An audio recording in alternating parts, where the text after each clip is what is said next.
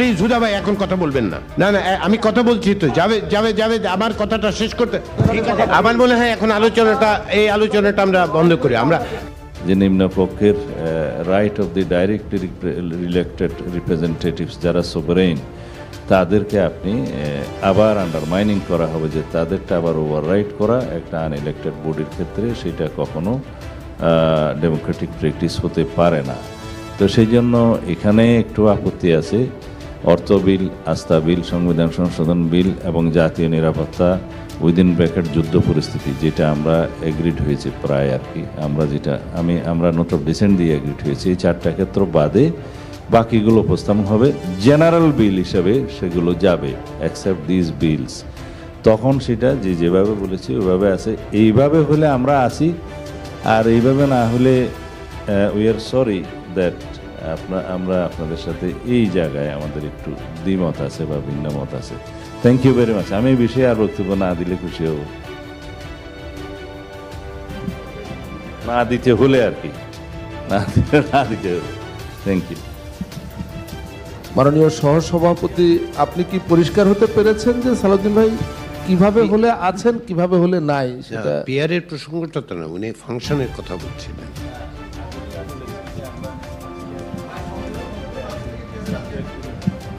আচ্ছা, মাইক্রোফোন দেন। জাভেদ রাসিন, আপনি জাভেদ প্রশ্নটা আবার করুন। জাভেদ প্রশ্নটা আবার। ভাই আমি সংবিধান সংশোধনের জন্য পৃথিবীর সব দেশে directly elected member of the house, member of representative, জনগণ তাদেরকে সেই ক্ষমতাটা দিয়েছে। উপরের হাউস কি জনগণ কর্তৃক নির্বাচিত হবে? তাহলে আমার দ্বিমত নাই। না ভাই, আমার প্রশ্নটা হচ্ছে সংবিধান সংশোধন সংক্রান্ত যে কোনো বিল উচ্চকক্ষে সাধারণ সংখ্যাগরিষ্ঠতা পাশ করতে হবে। এটা যদি না থাকে তাহলে কি সংখ্যানুপাতিক প্রতিনিধিত্বে উচ্চকক্ষের 100 জন প্রার্থী মনোনীত হবে? সেটা আপনাদের বক্তব্য। না না, আপনারা রাজি আছেন না, আমরা তো পিআরে নাই। আচ্ছা, আমরা পিআরে নাই, আমরা তো বলেছি আমরা 100তে আছি। 100তে আছি, পিয়ারে নাই। ফাংশনের ক্ষেত্রে ওনারা কতগুলো সংবিধান সংশোধন তো আমরা তো এটা প্রশ্নই আসে না। একটা যদি থিওরিটিক্যাল আলোচনা, সালাউদ্দিন ভাই, এটা সম্পূর্ণ থিওরিটিক্যাল আলোচনা, পৃথিবীর কোন পার্লামেন্টে ডাইরেক্টলি ইলেক্টেড রিপ্রেজেন্টেটিভ ছাড়া কেউ সোভারেইন নয়, এবং সোভারেইন পার্লামেন্ট ছাড়া কেউ দেশের কনস্টিটিউশনে হাত দিতে পারে না। সেই ক্ষেত্রে যদি আমরা একটা আনইলেক্টেড এক্সপার্ট কমিটির কাছে সংবিধান সংশোধনের ক্ষমতাটা দেই, তাহলে পরে সেটা ডেমোক্রেটিক প্র্যাকটিস হতে পারে না। This is the principle of the law, এবং এখানেই হচ্ছে সুপ্রিমেসি অফ দি কনস্টিটিউশন, এখানেই হচ্ছে আর্টিকেল 7 অনুসারে supremacy of the people of the country, এবং তাদের সেই ক্ষমতাটা আপনি তাদের দ্বারা নির্বাচিত প্রতিনিধির বাইরে, তাদের ছাড়া ইনডাইরেক্টলি ইনডাইরেক্টেড আর একটা হাউসের কাছে কনস্টিটিউশন চেঞ্জ করার মতো ক্ষমতা দিবেন, এটা ডেমোক্রেটিক প্র্যাকটিস হতে পারে না। ওয়ার্ল্ড ওয়াইড যদি থাকে আপনারা মেসাল দিতে পারেন। সালাউদ্দিন ভাই, আমার শুধু প্রশ্ন যে এখনকার পদ্ধতিতে জাতীয় সংসদে যে সংরক্ষিত নারী আসনের এমপিরা বুঝি তো, তারা কি আপনারা চাচ্ছেন পার্লামেন্টের একটা আপার হাউস আনইলেক্টেড বডি হলেও সেখানে যাতে সংবিধান সংশোধনের বিষয়টা নিয়ে এসে জীবনে কেউ সংবিধান সংশোধন না করতে পারে, সেই সেন্সটা আমরা জানি তো, বুঝি তো, কিন্তু কথা হচ্ছে সেটা ইম্পোজ করবেন কেন?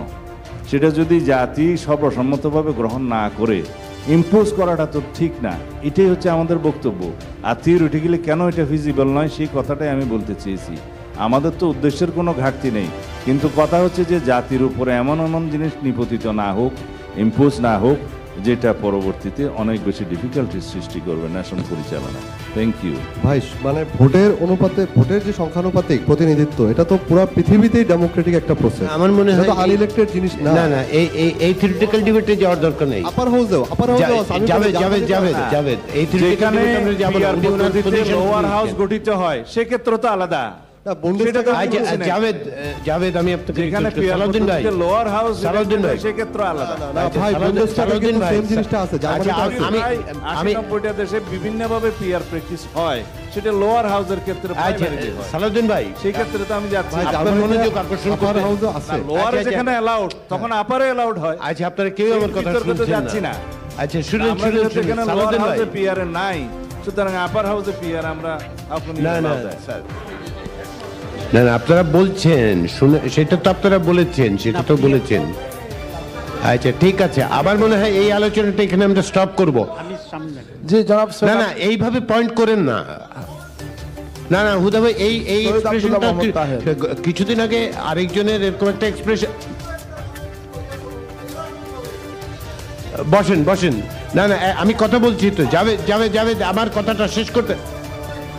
জাভেদ, হুদা ভাই আপনাকে আমি একটা না না এই যে পয়েন্ট টু পয়েন্ট কথা বলেন না, শুনেন শুনেন, না না এই শুনেন আমি আপনার মনোযোগ আকর্ষণ করছি হুদা ভাই। সেদিন একজনের একটা এক্সপ্রেশন নিয়ে আপনি আপনার ডিসকন্টেন্ট এক্সপ্রেস করেছেন, আমি ইন্টারজেক্ট করেছি, আমি রেপ্রিম্যান্ড করেছি, যেই অর্থে রেপ্রিম্যান্ড করা হবে। সেক্ষেত্রে আমরা কেন এখানে এসেছি সেই প্রশ্ন যদি তোলেন তাহলে খুব বিপজ্জনক পরিস্থিতির সৃষ্টি হয় আমাদের প্রত্যেকের জন্য।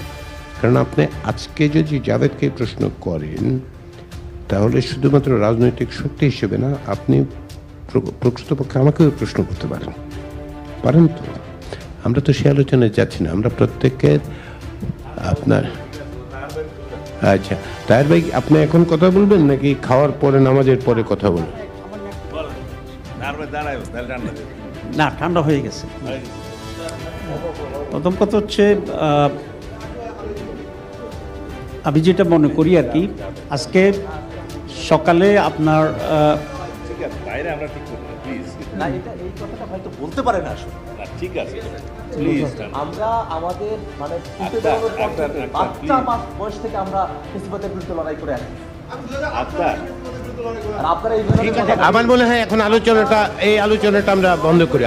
আমি সেটাই বলেছি, কারো লোকাল স্ট্যান্ডাই নিয়ে প্রশ্ন করার দরকার নেই, প্রত্যেকের লোকাল স্ট্যান্ডাই আছে, না থাকলে এই জায়গায় আমরা আসতাম না। এই ধরনের প্রশ্ন করা তো আমরা মানবো না। আক্তার ঠিক আছে, আমি তো ইন্টারভিউ করেছি।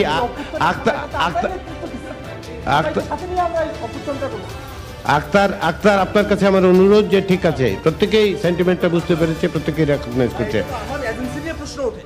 না না তা বুঝতে পেরেছি। আমার দল এবং আমার দল শুধু না, গোটা অভ্যুত্থানে যে ছাত্র জনতা মাঠে নেমে আসলো, তাদের অস্তিত্ব নিয়ে, তাদের এজেন্সি নিয়ে প্রশ্ন ওঠানো হচ্ছে। আক্তার ঠিক আছে, এটা তো প্রত্যেকেই রেকগনাইজ করেছে। না আক্তার প্লিজ, ভূমিকা না না আক্তার আমি বুঝতে পেরেছি আপনার সেন্টিমেন্টটা, প্রত্যেকেই বুঝতে পেরেছি। Javed had missed that point.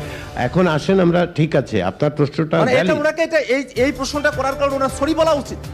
আচ্ছা ঠিক আছে, আপনি এখন টায়ার বাইককে দেন। এখন 2টা বাজে, প্রত্যেকেই আমরা সম্ভবত ক্ষুধার্তও বটে। আমার মনে হয় আমরা টায়ার বাইয়ের কথাটা শুনে না, প্লিজ হুদা ভাই এখন কথা বলবেন না।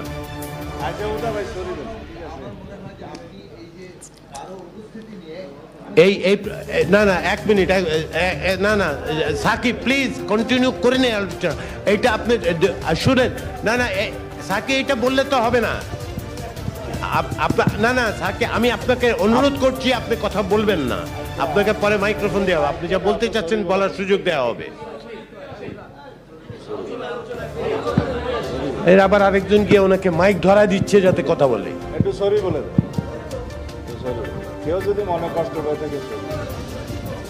আমি যেই কথাটা বলেছিলাম 2023 সালে সকলে উচ্চকক্ষর একটা প্রস্তাব দিয়েছিলাম, সেই বিষয়ে বলেছিলাম, সেই প্রস্তাবটা তখন কোথায় ছিল, এর জন্যই।